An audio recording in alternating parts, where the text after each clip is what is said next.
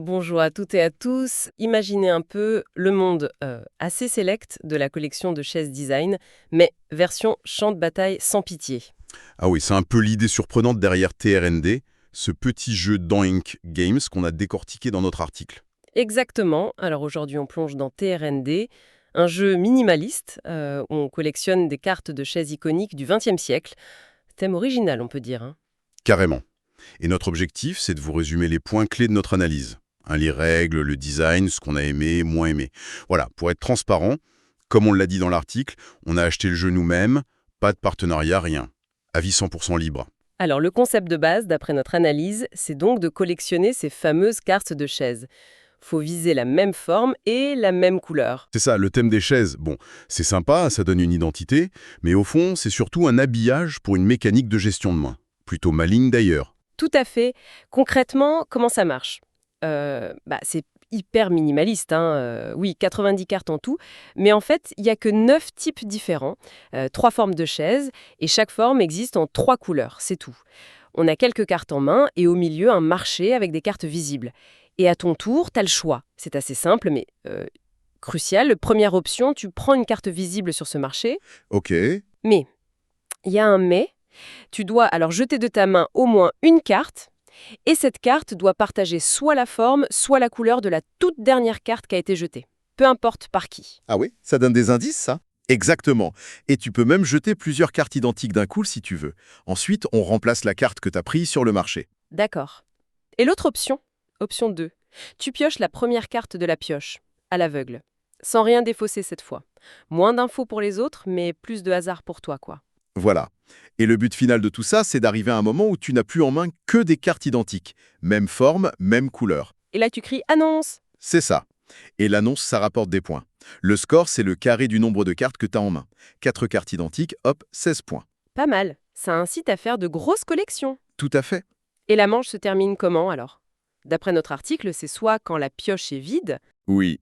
Ou alors quand tout le monde a réussi son annonce, sauf un joueur. Et ce dernier, il marque 0 point pour la manche. Dommage. Ouch. Et la partie complète s'arrête dès qu'un joueur atteint un certain score, qu'on décide au début. C'est ça. Parlons un peu du matériel et du design si tu veux bien. Oui, bonne idée. Bon, c'est du Oinky Games pur jus, hein. Petite boîte, design très épuré, super efficace. Ça colle parfaitement au thème des chaises design. C'est propre. Mhm. Les cartes sont claires, on voit bien les formes, les couleurs, pas de souci.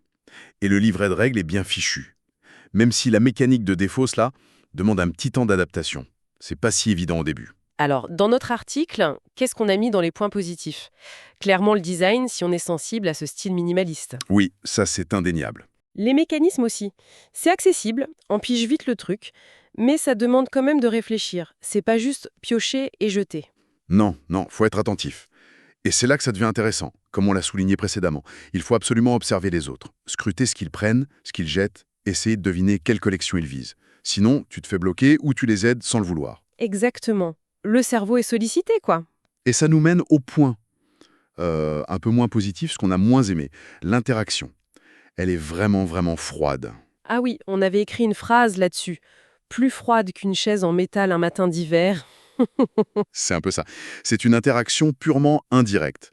On observe, on essaye d'anticiper pour potentiellement gêner l'autre en prenant une carte qu'il convoite. Mais c'est tout. Pas d'attaque directe, rien. Mm. Certains tours peuvent aussi paraître un peu longs, le temps de l'analyse. Et puis, le thème. Bon, faut accrocher aux chaises design. C'est un peu niche. C'est sûr.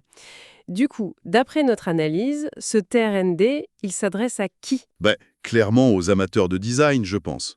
Ceux qui aiment les jeux de gestion de main, un peu pose de chiffres mais avec des cartes, où l'observation et l'anticipation sont clés. Et ceux qui aiment le style Owing Baines, évidemment. Si les noms Ems, Panton, tout ça, ça leur parle. Voilà. Par contre, si on cherche de l'ambiance, des rebondissements de fou, de l'interaction directe, C'est pas le jeu. Non, clairement pas. Cette froideur mécanique, ça peut vraiment laisser froid, justement. D'où notre note dans l'article, hein. 3 sur 5. Sympathique, mais avec des réserves. Pour résumer donc, TRND, c'est un jeu élégant, esthétiquement réussi, avec une mécanique subtile qui repose beaucoup sur l'observation. c'est une sorte de course aux ressources, oui, où lire le jeu des autres est primordial. Mais son interaction très indirecte et son thème spécifique, ça le rend assez clivant. Faut savoir à quoi s'attendre. Tout à fait. Et pour finir, une petite question qu'on s'est posée en rédigeant notre analyse.